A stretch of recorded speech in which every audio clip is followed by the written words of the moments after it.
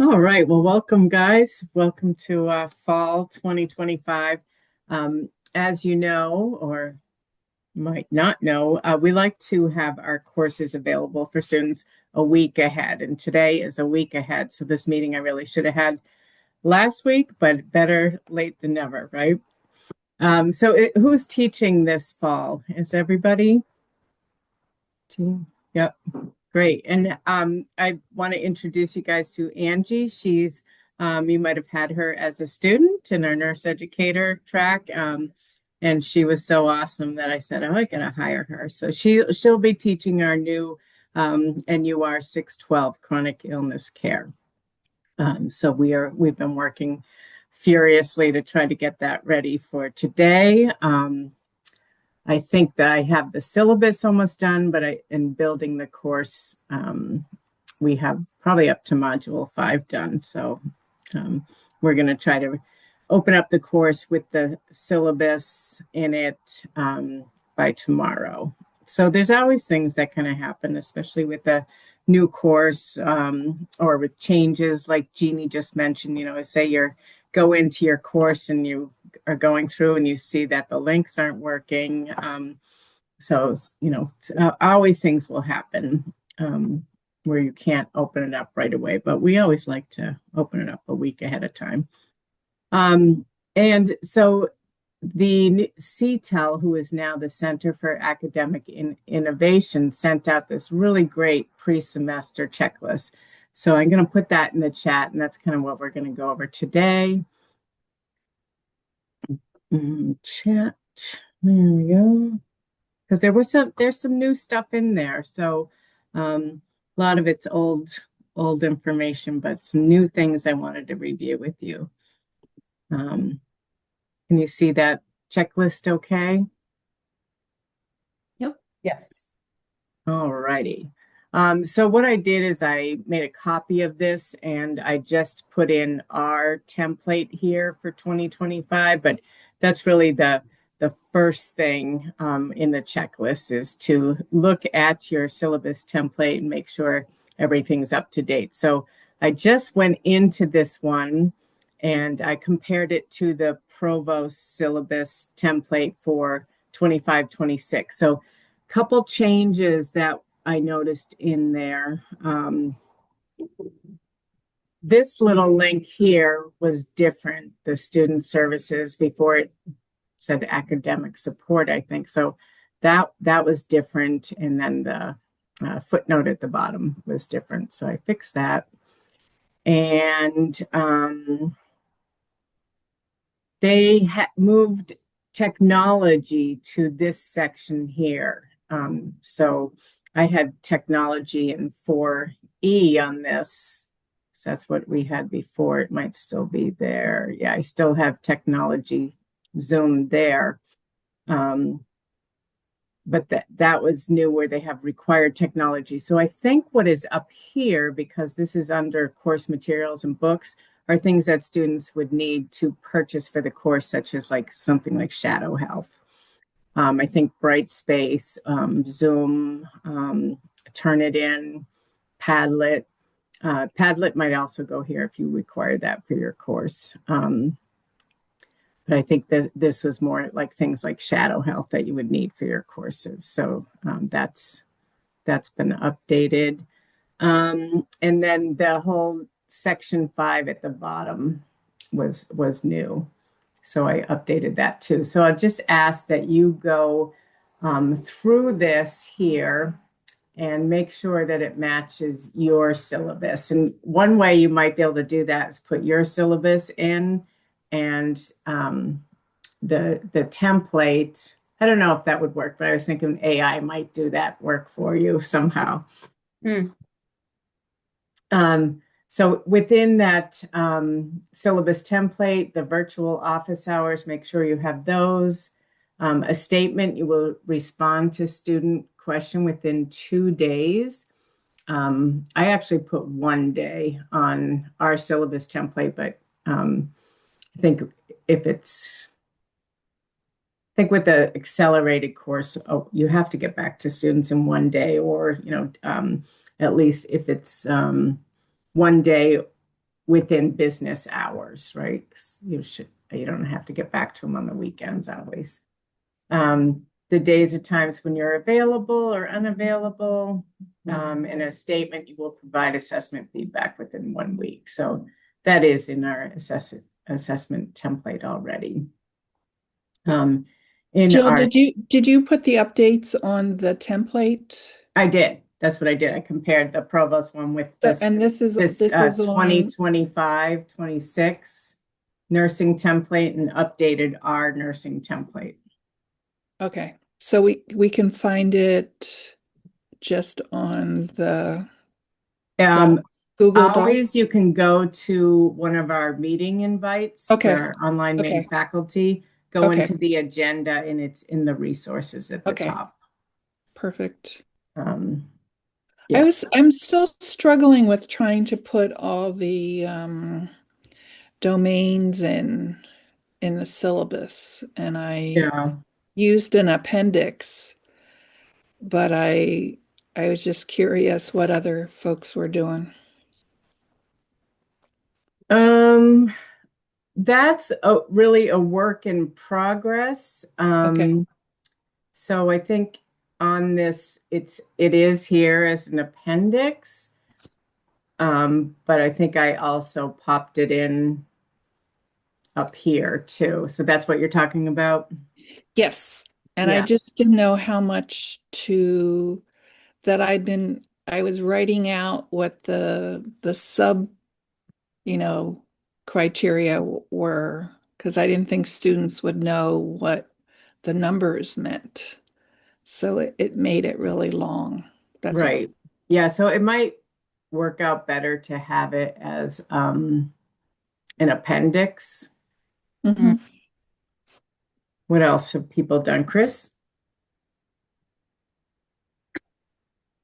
Hi, how's it going, everyone? Happy near the end of summer. I guess that's happy. I don't know. Anyway, so I was going through the AONL stuff to map, and now the AONL does not share its um, extended leadership competencies. Instead, it says something about the 5 or 6 domains, and that if you want to use their tool, you need permission.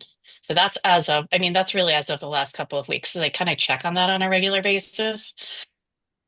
I have an old, like I still have a link to the old one, which it's been sort of revised and then taken down. It's kind of weird, but I have an older one. I could use that. I wasn't sure if I should. Like, what do you think? I think for this year, what we're really going to be doing is just mapping them to the AACN. Okay. And I think that's a lot of work. That's what we have to do for accreditation. And Chris, we've already done a lot of work on the 2 courses you teach. So I think we have mapped them to the leadership competencies from when they allowed us to the old one we could look at. So I would say, we can put a little reference maybe at the bottom of the appendix and say these are mapped to the 2021 Okay. AONL Perfect. competencies. And Thank you. because that's what we've done already with most of these is Mhm. we've said they are mapped to the 2021. So we'll just keep going on with that until I have time to look at the new ones and figure out how to pay to get those. So, All right, that's perfect. Thanks. and then do you put yours, Chris, at the here or as an appendix? Well, in 614, I put it there, but it's probably 4 or 5 pages long. So I like the idea of putting it in an appendix. And I Yeah, was struggling with I was gonna I knew that we were gonna meet and that I got the syllabus ready to go. It's just that I wanted to go back and look at the mapping piece and make sure that that was all set. And then I was like, ugh. So I would appendix, I like that idea. I also was adding it to each module, but that gets long too, because you can go into each sort of theme, and then the thing with each domain within each domain, it does get pretty long. So I think I'm not sure. I like the appendix thing All right, I'm definitely. gonna just move this then to the appendix. Sorry for scrolling. Hopefully people don't get seizures watching all these scrolling.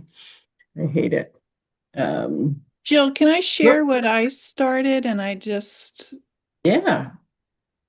can you let me share for a minute? Uh-huh. Uh-huh. Let me just, And I see that Beth has joined us, so I'm gonna put a link to this checklist in the chat again. oh, wrong one.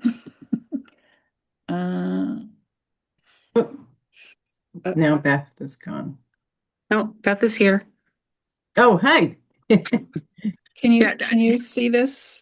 well, I'm on my phone because I'm trying to get onto my computer and what would a day be without technical difficulties? So, But can anyone see this I share? can see that. mhm. Yep. Yeah. Okay. So I just I I love the pictures you put in of your textbooks. the textbooks and I made this little infographic of what they're doing each week. Mm, Ooh, that's nice. beautiful. And then I just put C Appendix A for Hmm. and just did this. But then, as you said, it's many pages.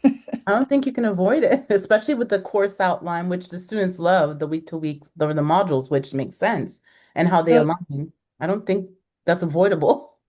so this was what I was kind of following the what we've done in the past, the Excel sheet. Hmm. But I Yeah, was writing out what they were, and again, because I didn't think the students would know what the numbers and the letters were. right. And So one of the reasons we're doing this is to show relevance, really, because that's part of the adult learning theory that students really want to know why they're learning what they're learning. So that's why have including these tables. Kind of a secondary benefit from having these tables was be able to put all the syllabi into AI or in that LM notebook and then say, show me where domain 2.8 is met in our curriculum. And then it can just pull from all these tables. So that's really, but I and think that the primary reason is really so students can see. So it's great that you have listed out what the numbers are. but a lot of the assignments, there's only 7 weeks of assignments or discussions. They overlap with different, domains as well. So it just seemed like I was repeating the same assignments for the different, the course outcome and the domain. So I get overwhelmed with it. So I would love input from others of what would work. For me, what I've done is that I started first with so I kind of backtrack. So I used the assignments.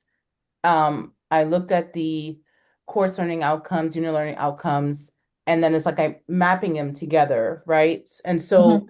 yes, there may be some overlap, and that's natural, I think. In many ways, when we think about the coursework, it's scaffold, and then there's also expected to be some integration, some overlapping. So I think that's natural. Um, Mhm. I think the big thing is making sure that it doesn't have to hit all the domains, right? Because we have to think it as the larger framework within the program. And I think also consider our syllabi as like I mean, it's dynamic, right? It's always a work in progress, but then seeing it as these are future nurse educators and things that they're going to have to be involved in curricular design and making sure they're meeting with accreditors, um, um, uh, benchmarks, right? And so I since I teach a foundational course, it's things that I'm thinking about for students to think as they go ahead in their subsequent coursework, that these were going to be expectations as future educators to think about. So I mean, we're modeling it, right? So I'm just trying to tell you, Jean, you're on the right track, is essentially. Yeah. Sometimes Eh, it looks really convoluted, but there is some sense in the madness. And um, Yeah. So two things with that. First of all, these are also for nurse admin and leadership students, these courses sorry, yeah, too. that's good, Radman. Um, and then the other thing is, maybe if you're having a lot of assignments that are duplicating and meeting domains over and over again, maybe we have to look at that. Maybe that's a little redundancy too. So if we're saying like, I've already met this course learning outcome in this assignment, but here I am meeting it again. So in accelerated classes, we don't have that much time for redundancy. So that might be a key to looking at those and saying like, maybe I'm um, already met this and don't need to do it again. And kind of the third thing is when you are meeting a outcome, there's different levels. So there's introduced, reinforced, and mastered. So there, we might at some point get to where we're saying specifically what we're doing with this outcome. Are we just introducing it like, with very early Bloom's levels verbs, like list and describe, those kind of things. So we're not there yet, but I think in that table, when we get ready for accreditation and that Excel doc, that's where we'll put those introduced and reinforced and mastered. But mostly the outcomes should be written at the highest level, assuming that those other levels are going to be built into that outcome. I have a question, Jill, and also to colleagues.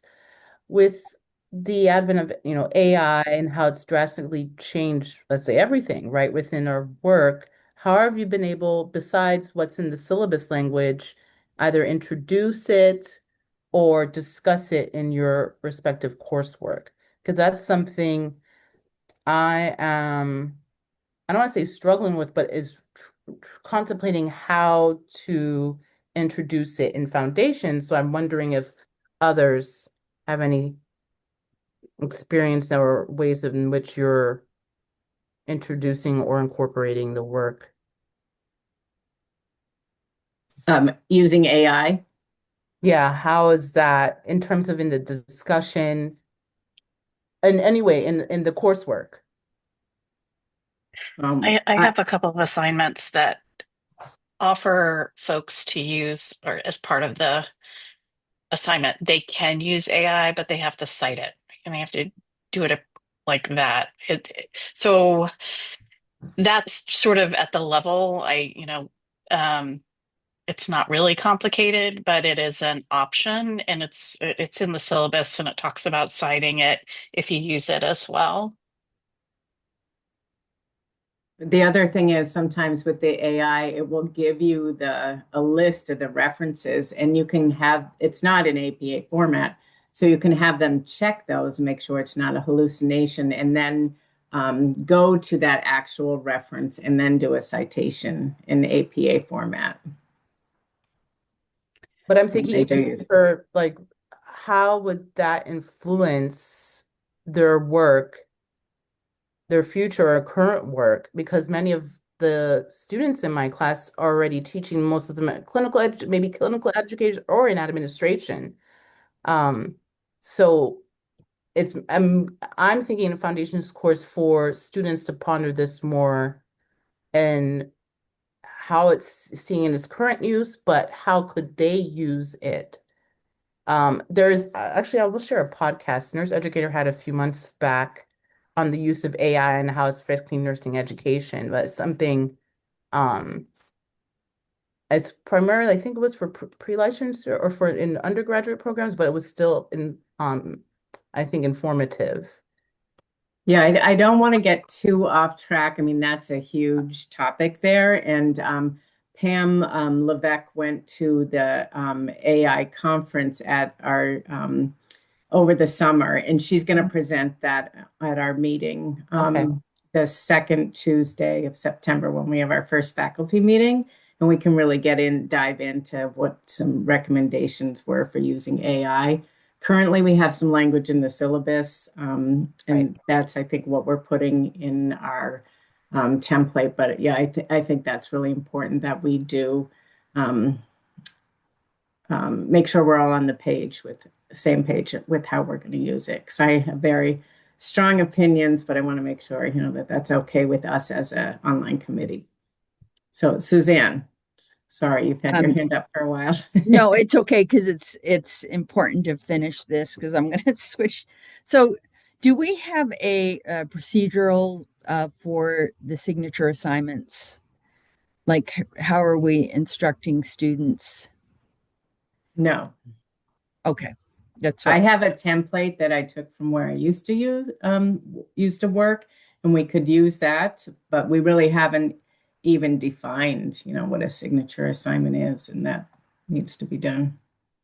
Yeah, I think Because you do that in undergraduate, right? Well, we're struggling with that, like, because it's like we have to start, we have to start with 270 this fall, and we don't really have the procedure in place. Let me put that on the agenda for our meeting.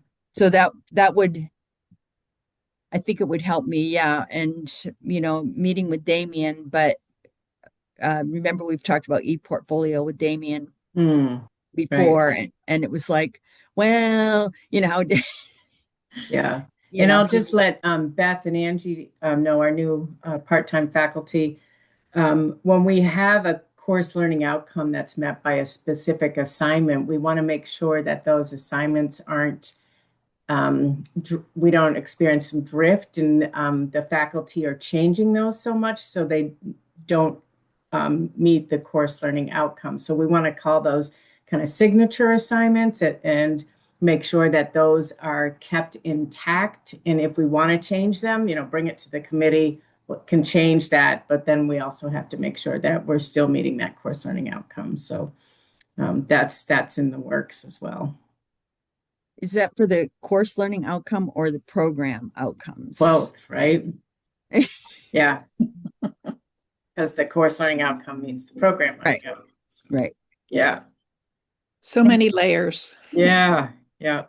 Will those be identified, or, will we easily be able to see if those are signature?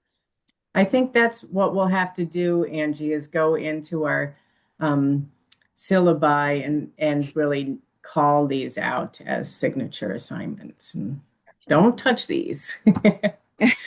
The way we're kind of set up now is like you're the course lead of your course and you always teach that. But as if people, take a semester off or they change, we want to make sure that, there's a way to, keep those intact. And am I still sharing my screen? No. All right, so we'll jump back into, so we got the syllabus. Am I sharing the right screen? Yep.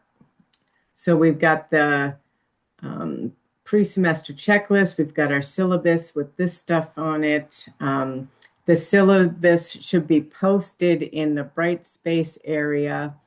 And sometimes if students are new to our program, it's like in the core courses, and Beth, you're going to be teaching 606. So it might be a good idea to email students the syllabus too. Maybe they haven't even found out how to access Brightspace yet. So it's always a good idea maybe to email students your syllabus.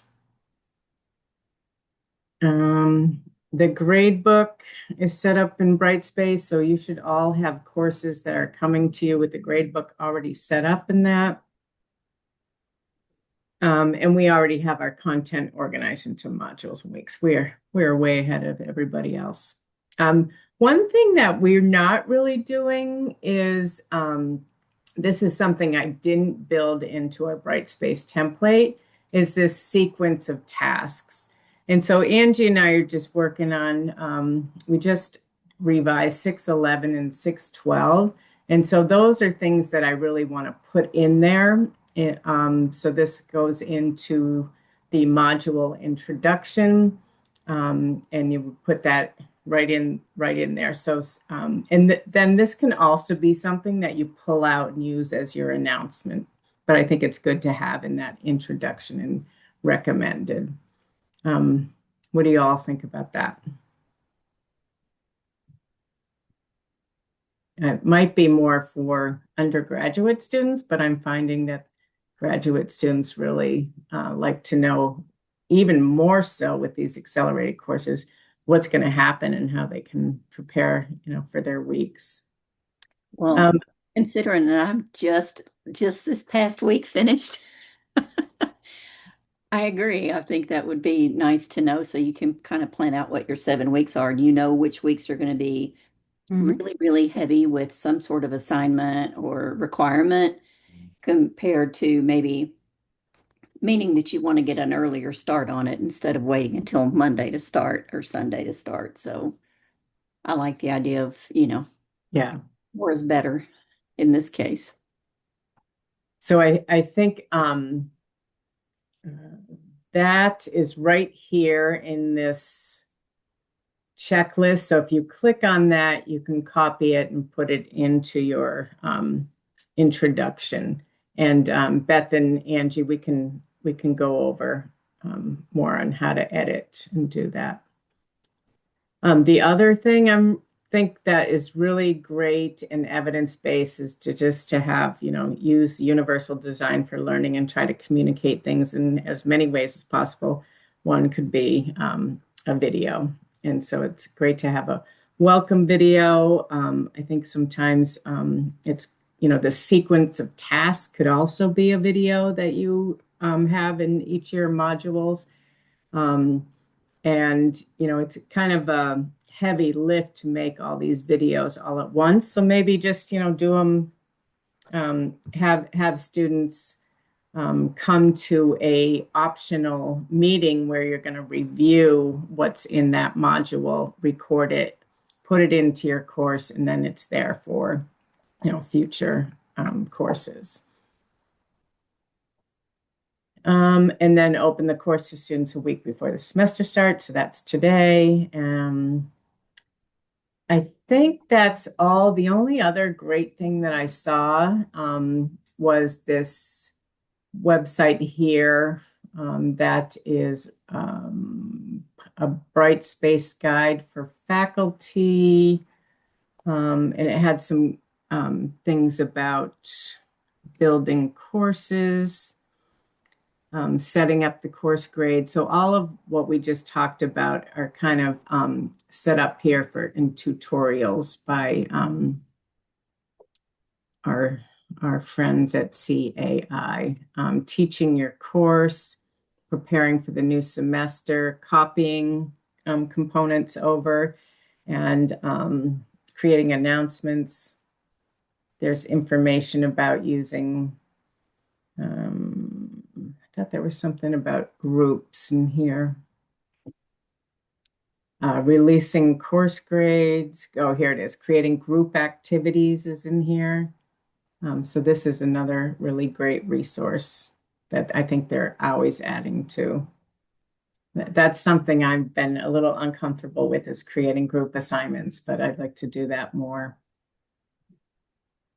I just wanted to, I do a group assignment and the students, of course, hate it.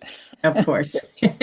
But I always introduce it with whatever role that you're going to be doing, you have to create groups and you have to work with groups and think about what went well with this group process, what would you improve upon? But I still get, I hate it, but I still working on it, always working on it. Yeah. Beth, I taught 606 in the summer. And if you could give me your full email, I can add you on what I did. There was a lot of alternatives I had to use for the resources that I'll Yeah, add. maybe Beth and Jeannie, it'd be a good idea to have a little meeting. Would you Okay, have time for sure. that? Okay. There was a lot of things I had to replace, from the prior course. So you can Yeah, use maybe we what should I did. import your last course into Beth's course in fall. Or I'll just add, I can add her and she can take Yeah. what she Yeah, Beth. yes. Well, thank you for that. Yeah, thank you. All right, so I think just the take homes are make sure your syllabus is kind of up to date with all the new content. So compare your syllabus with our nursing template. And the other one was to add a sequence of tasks in the introduction of each module. And then I was going to have Beth and Angie stay on just so I can show them how to import their course. And I know you guys all know how to do that. Is there any other things that you want to review before we get going, or any words of wisdom for Beth and Angie? And I'm sorry I didn't do a formal introduction. I was thinking I would do that more at our September meeting. Welcome, Beth. Welcome, Angie. No, thank you, Tara, right? Yeah. Yeah, thank you. I think it's challenging sometimes when students are trying to take two courses in the same 7-week session.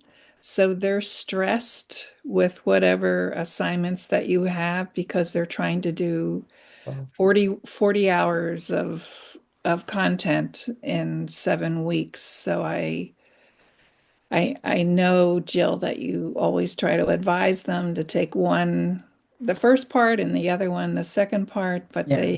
they still do that. So it's always a challenge that they're, very frustrated because they can't get it all done. Because it is hard to do an accelerated course, two accelerated courses.